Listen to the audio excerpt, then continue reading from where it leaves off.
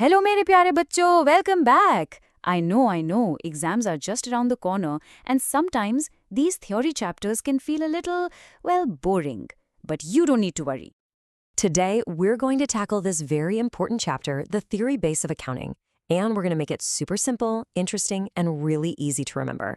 I promise by the end of this quick explainer, you'll be all set to score full marks on any question that comes from this chapter. So, are you ready? Let's get started.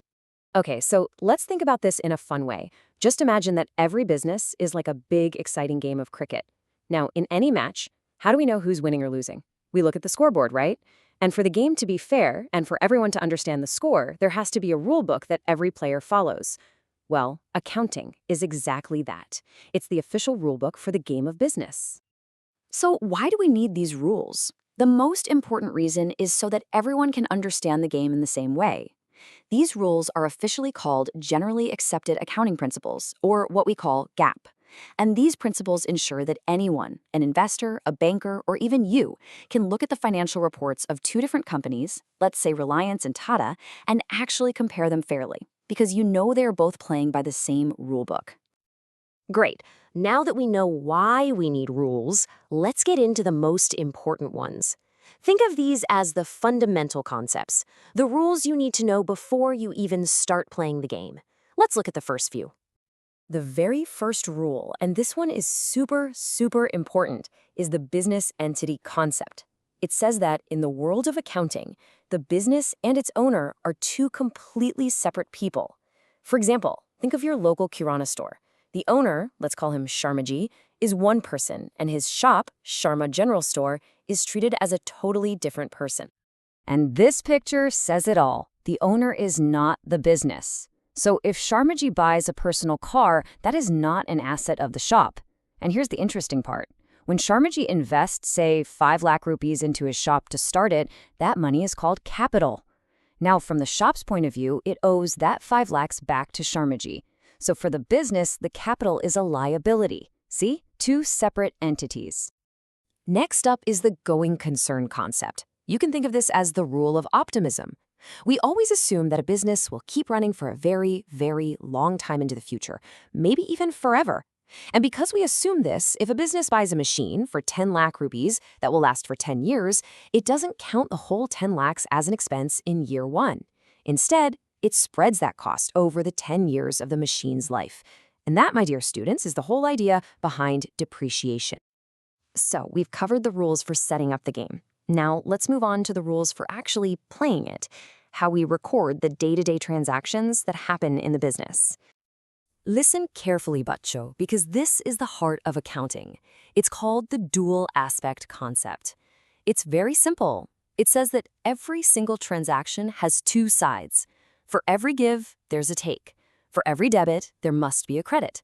This means at least two accounts are always affected. And this concept gives us the magical, fundamental accounting equation. Assets are equal to liabilities plus capital. It's like a perfectly balanced scale. On one side, you have assets, that's everything the business owns, and on the other side, you have the claims against those assets. Liabilities, which is what the business owes to outsiders, and capital, what it owes to the owner. After every single transaction, this scale must stay perfectly balanced, no exceptions. And here we have the matching concept. Honestly, this is just common sense. If you want to calculate the profit you made this year, you should take the sales you made this year and match them against the expenses you had this year to earn that money. You wouldn't include last year's rent or next year's salary in this year's calculation, would you? Of course not. You match the revenues and expenses of the same period. It's as simple as that. Okay, time for a quick quiz to see if you're paying attention. Here's a question for you, straight from your textbook. A concept that a business enterprise will not be sold or liquidated in the near future is known as... What do you think? Okay, your options are A, going concern, B, economic entity, or C, monetary unit. Take a second.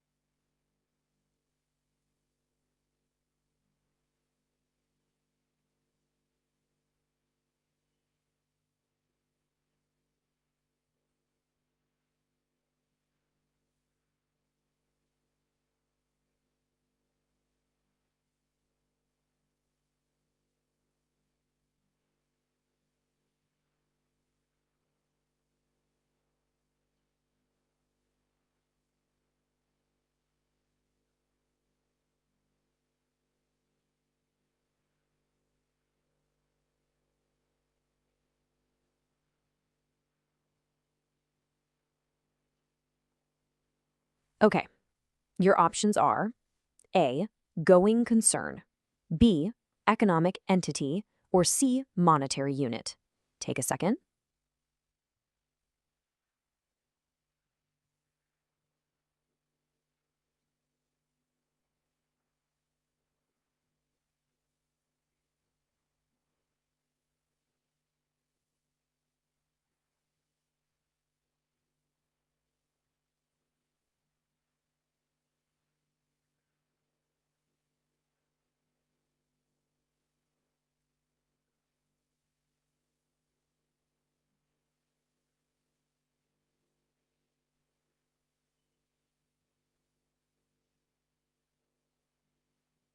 And the correct answer is A, going concern. Fantastic. I knew you would get it. You are all doing so well.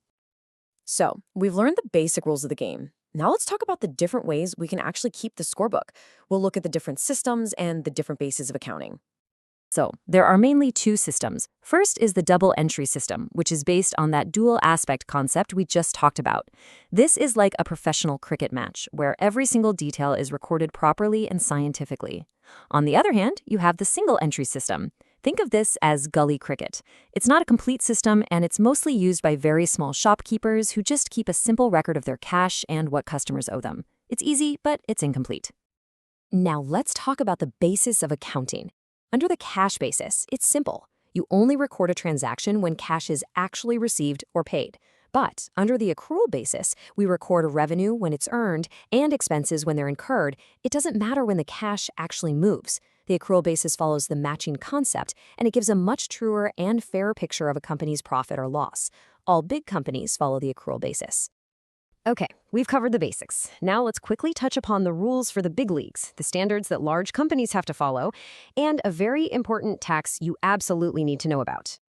So, what are accounting standards? You can think of them as the official, super detailed rulebook written by the big boss of accounting in India, the Institute of Chartered Accountants of India, or ICAI.